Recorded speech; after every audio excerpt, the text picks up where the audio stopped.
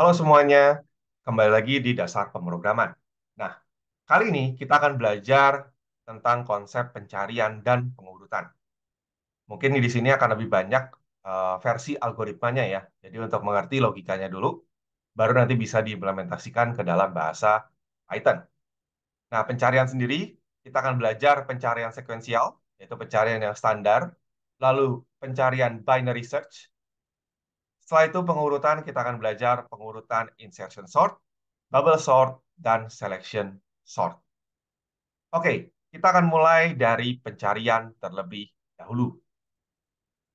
Nah, pencarian itu kan artinya kita mencari sebuah nilai ya. Mencari sebuah nilai dari kumpulan nilai yang sudah ada sebelumnya. Biasanya, nilai-nilai tersebut disimpan dalam yang namanya array. Contoh, nyari buku, nomor telepon di buku telepon. Contoh lagi, mencari jadwal kereta api pada jadwal tanggal tertentu. Ada beberapa metode pencarian yang biasanya paling sering kita lakukan adalah pencarian berturutan atau sequential search. Jadi kita cari mulai dari awal sampai nilai itu ditemukan.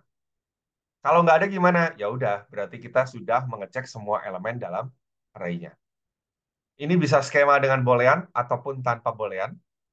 Lalu berikutnya pencarian pada data terurut, pencarian dengan sentinel, lalu ada yang namanya binary search atau pencarian biner. Biner ini lebih cepat daripada pencarian berturutan atau sequential search. Kenapa? Karena dia konsepnya seperti kita mencari data pada kamus. Kalau di kamus, misalkan nih, saya ingin cari Oscar, saya tidak akan cari dimulai dari depan. Kenapa? Karena saya yakin Oscar itu adanya di bagian belakang. Nah, jadi binary search ini, dia prosesnya mirip. Dia mulai cari dari tengah. Nanti dia prediksi kira-kira kata yang dicari itu ada di mana, di depan apa di belakang, gitu. Tentu ini ada asumsinya, sama seperti kamus. Kamus punya asumsi data selalu terurut dari kecil ke besar, A ke Z, seperti itu. Ini adalah skema proses pencarian pada umumnya. Jadi kita punya array yang menyampung kumpulan nilai, dan kita punya nilai yang dicarinya. Jadi X akan dicari di array A, seperti itu. Kalau sekuensial gimana sih? Jadi dia akan mulai dari elemen pertama, dicek. Nilai yang dicari bukan. Kalau bukan, dia akan lanjut ke elemen berikutnya. Contoh nih ya, 42. 42 akan dicek mulai dari depan. 20, 42 bukan. Bukan. 15 bukan. Bukan. 45 bukan. 90 bukan. 76 bukan. 34 bukan. Sampai ketemu nilai 42. Ketika 42 ditemukan, berarti kita sudah melakukan pencarian dimulai dari depan, ya, 20 sampai 42. Berarti dia ditemukan pada indeks ke-6. Lihat. Kenapa indeks ke-6? Karena array-nya dimulai dari 0. Setelah itu berarti kita bisa bilang pencarian dihentikan pada apa? Pada em, indeks ke-6. Begitu. Berikutnya, untuk 58. Kalau 58 gimana? Sama konsepnya kita mulai cari dari depan. Gitu kan. Mulai cari dari depan 20, 15, 45, 90. Itu sama nggak dengan nilai yang dicari? Karena dia tidak ada, maka dia sudah mengecek semua elemen yang ada. Dan nilai I-nya itu berarti 10. 10 itu adalah ukuran dari array-nya. Ini logikanya untuk dalam bentuk coding. Jadi kita pakai loopingnya while. Kenapa while? Karena kita nggak tahu kapan berhentinya. Gitu kan? Kondisinya apa untuk melakukan while? Selama belum ketemu, dan masih ada elemen yang harus dicek.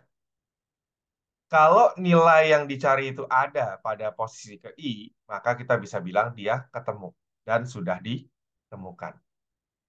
Kalau tidak, berarti bergerak ke elemen berikutnya, ya kan?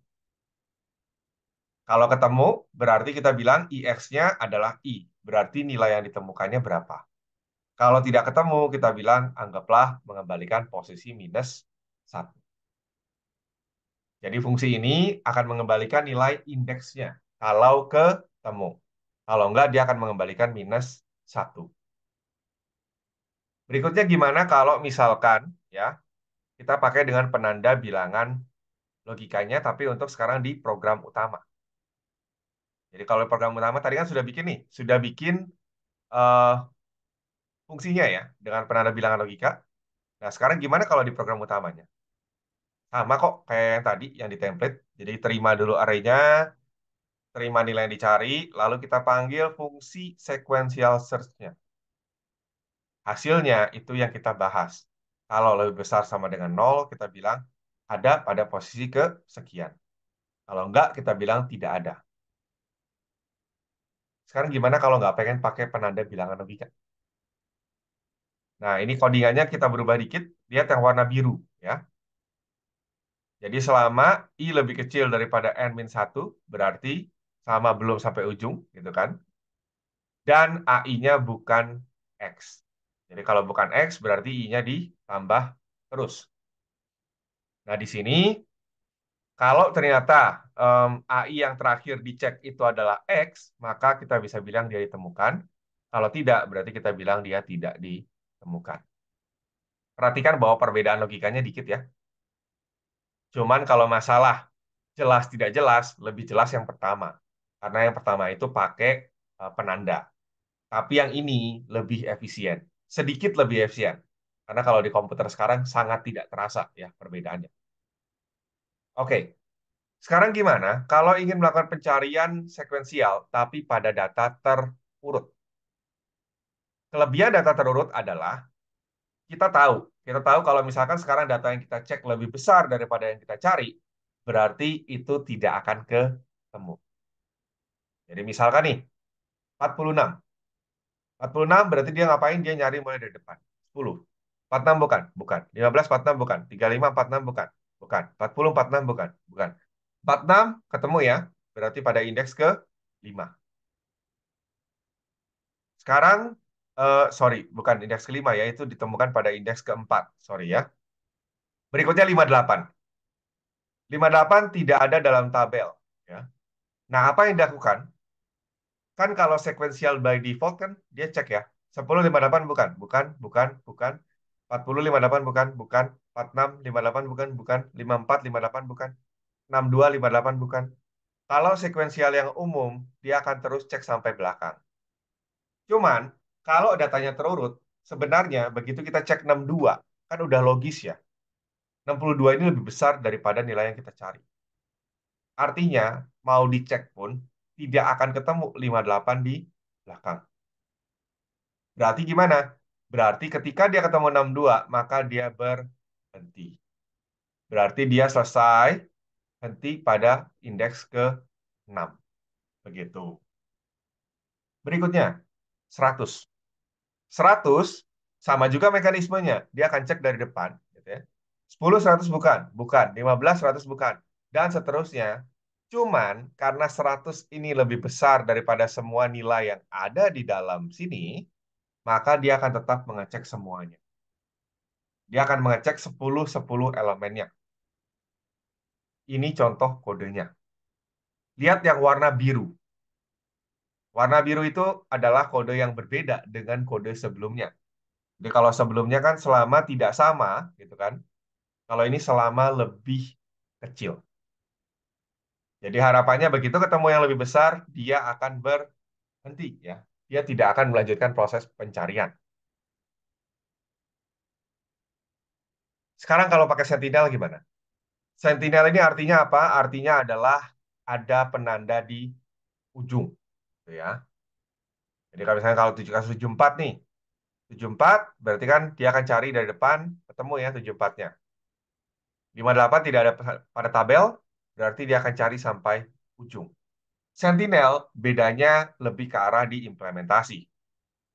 Perhatikan di sini, AN sama dengan X, berarti AN sama dengan nilai yang ingin dicari. Lalu kelebihannya apa? Lihat di loopingnya. Loopingnya hanya perlu satu kondisi. Tadi perlu dua ya. Sekarang di sini hanya perlu satu kondisi. Selama AI-nya tidak sama dengan X. Kenapa? Karena kita tahu nanti di ujung, kalau sudah di ujung array, dia akan ketemu X-nya.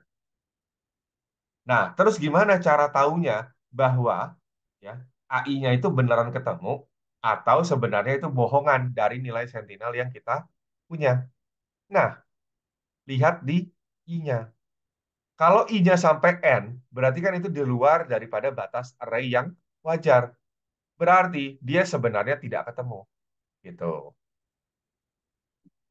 Jadi sebenarnya kalau dilihat tadi, pencarian sekuensial variasinya banyak, itu lebih ke arah perbedaan di cara kondisinya ya. Cara mendesain kondisinya. Sekarang, kita lakukan yang namanya binary search. Seperti yang tadi di awal aku jelasin, binary search itu lebih ke arah kayak kita nyari nama di kamus. Kalau kita cari Oscar, tidak akan ada istilah mulai cari dari depan. Pasti dibuka dulu di tengah-tengah. Tengah-tengah apa nih? M. Oscar harusnya di mana? Kalau dari M. Di sebelah kanan. Berarti sama, kita buka lagi, kita belah dua lagi bagian kanannya. Ternyata pas dibelah dua, oh ternyata itu adalah R. Berarti Oscar harusnya di mana? Ada di sebelah kirinya. Berarti Oscar itu ada di antara M dan R. Nah, dari situ kita belah dua lagi sampai akhirnya ketemu data yang namanya Oscar. Konsep binary search ini juga sama, cuman bedanya ini dalam array ya, dalam konsep array. Jadi misalkan ada 10 elemen, maka kita akan mulai cari dari posisi tengahnya, yaitu 4. Ya. Kenapa 4? Karena itu dihasilkan dari nilai paling awal, posisi paling awal, tambah posisi paling akhir dibagi 2. Jadi sini 0, 9, 4. Nah, yang kita cari misalkan adalah 85. Kalau yang nilai yang di tengah ini adalah 46, berarti kita bisa bilang 85 ada di sebelah kanan, ya kan? Berarti sekarang ya, kita akan mencari di bagian kanan. Bagian kanan tuh berarti mulainya dari mana? Dari 5 sampai 9. Sama, tengahnya berapa? 5 sama 9. Tengahnya berarti 5 tambah 9, 14, bagi 2 jadi 7.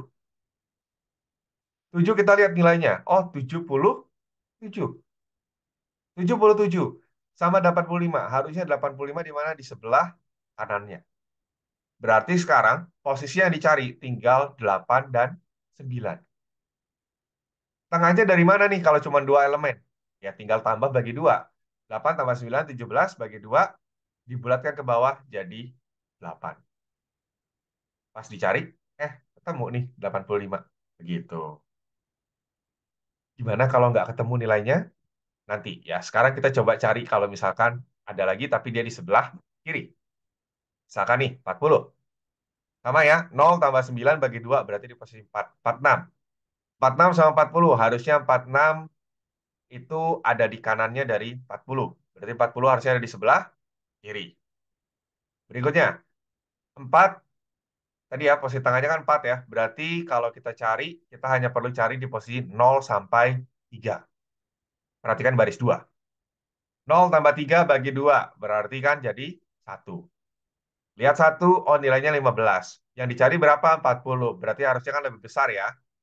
Berarti di sini yang tinggal dicari adalah dari indeks kedua sampai 3. 2 tambah 3 bagi 2 berarti posisi 2. Oh, 35. 35 sama 40. Oh, ternyata 40 harusnya lebih gede. Berarti ada di sebelah kanannya. Ya udah, berarti sekarang yang kita cari tinggal di posisi 3. 3 tambah 3 bagi 2 berarti 3 dan 40-nya ketemu. Begitu. Nah, ini kalau nggak ketemu nih, 70. Pertama kita mulai ya, carinya 0,9. Berarti tengahnya berapa? 4. Cari 46. 46 sama 70. Harusnya 70 di sebelah kanan. Berarti dari posisi 5 sampai 9. Itu yang perlu kita cari. Tengahnya berapa? 5 sama 9. 5 tambah 9, 14. Bagi 2, 7. Berarti 77. 77 sama 70 harusnya 70 ada di sebelah kiri. Berarti posisi yang tinggal dicari adalah 5 dan 6. 5 dan 6 ditambah bagi 2 berarti posisinya adalah 5. Posisi kelima adalah 54. 54 sama 70 lebih besar 70. 70 harusnya di sebelah kanan. Berikutnya, 6. Atasnya 6, bawahnya 6, tengahnya tuh 6. berarti kan 70 sama 62. Harusnya 70 di sebelah kanannya kan. Tapi karena range-nya di sini sudah tidak ada lagi yang bisa dicek, ya. Lihat di sini kan 66. Kalau misalnya atasnya mau digerakin lagi kan jadi 7 ya. Jadi lebih besar daripada bawahnya. Artinya apa? Artinya di sini dia akan melakukan proses stop atau berhenti dan dia akan bilang ketemu atau enggak ketemu. Itu bahasa Sunda ya. Nah, ini kode programnya. Jadi ada atas, ada bawah. Loopingnya sampai kapan? Selama atasnya masih lebih kecil sama dengan bawah dan belum ketemu. Kalau udah ketemu kan ya udah ngapain dilanjutin. Terus tengahnya gimana? Tadi lihat ya caranya. Tengah sama dengan atas tambah bawah bagi 2. Bagi duanya harus bagi integer, ya kan? Nah, terus berikutnya lagi dilihat di sini. Kalau nilainya X berarti dia ketemu, gitu kan? Kalau enggak, berarti dia akan pindah.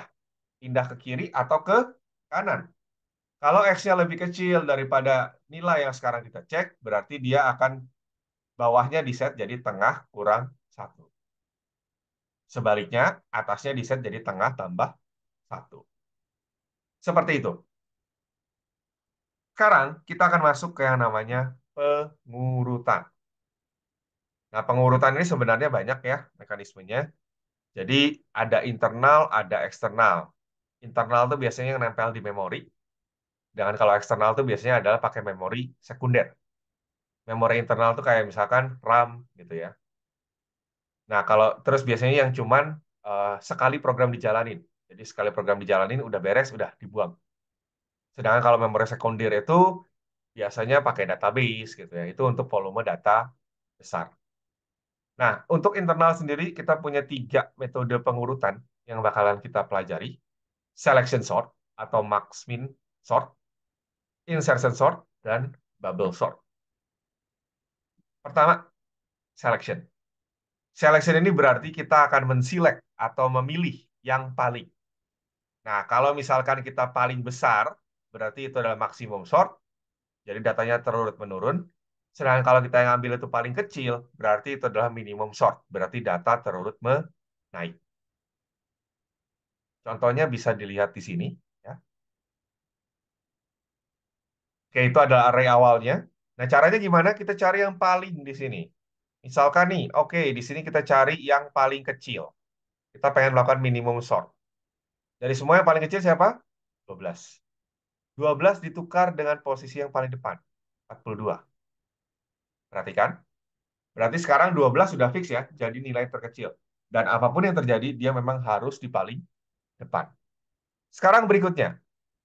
Perhatikan yang warna kuning di tabel baris 2. Kita cari yang paling kecil dari semuanya. 16. Kebetulan 16 posisinya pas di tempat yang paling ujung kiri. Berarti ya udah, biarkan dia apa adanya.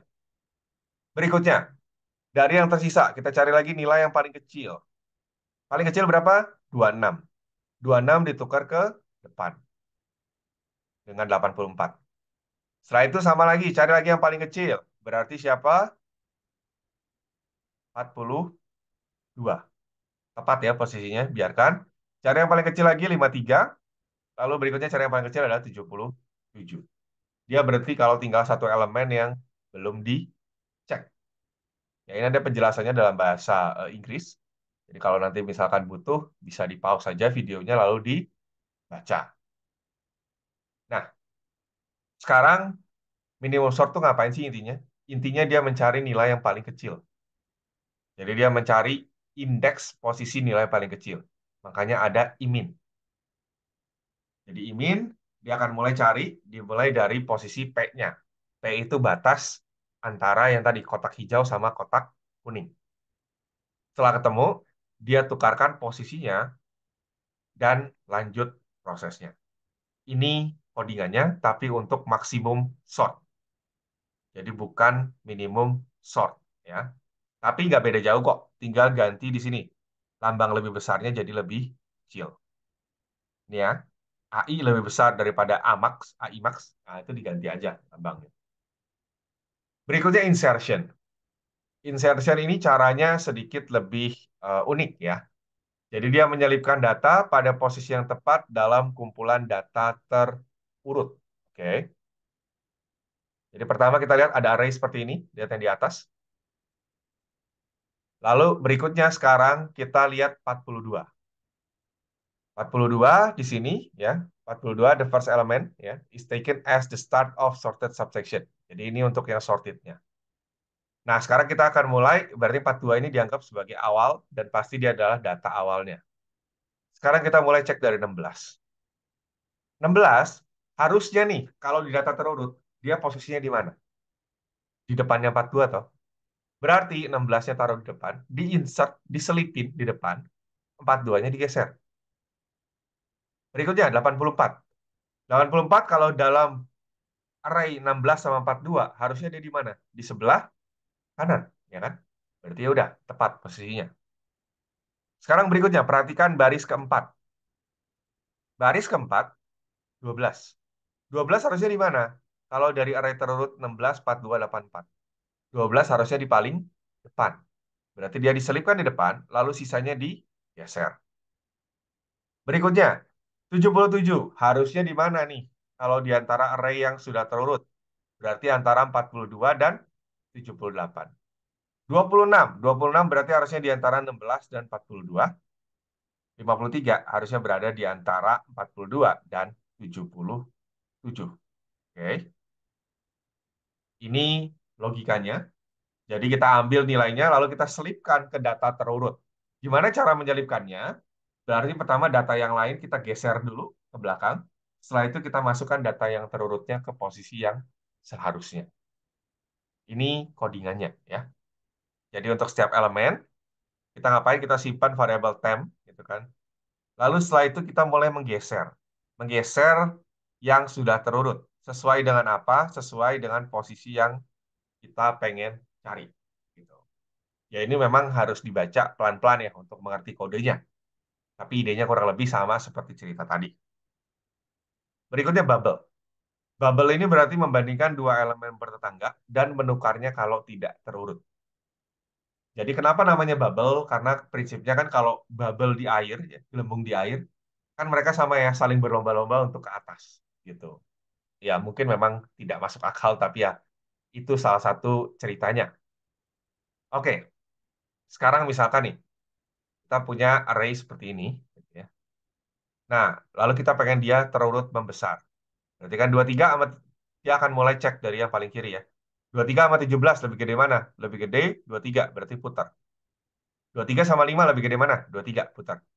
23 sama 90 lebih gede mana? Enggak kan? Tetap, ya kan? Oke, berarti 23 sama 90 oke. Sekarang berikutnya masuk lagi ke 90. 90 sama 12 lebih gede mana? 90 kan? Berarti tukar.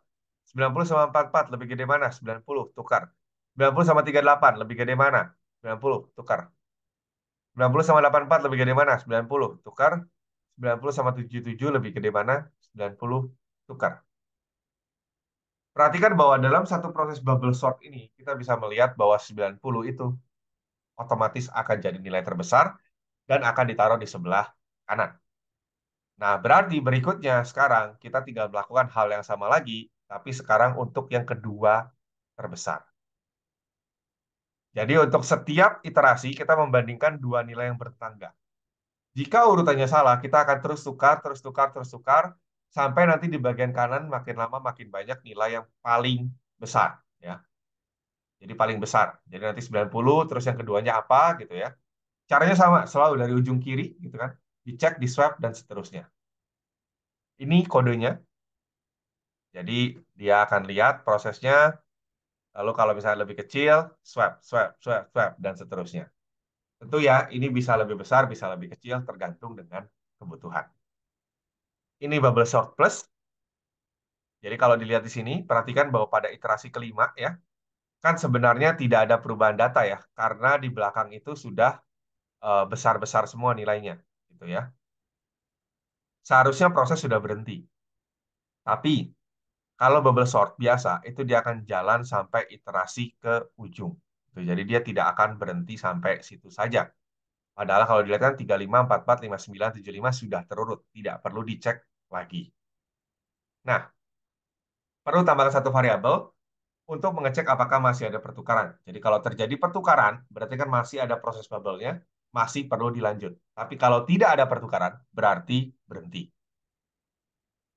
Ya, di sini kita punya tukar true, lalu tukarnya yang pertama di set false untuk setiap looping, dan terjadi pertukaran, tukarnya langsung berubah jadi true lagi.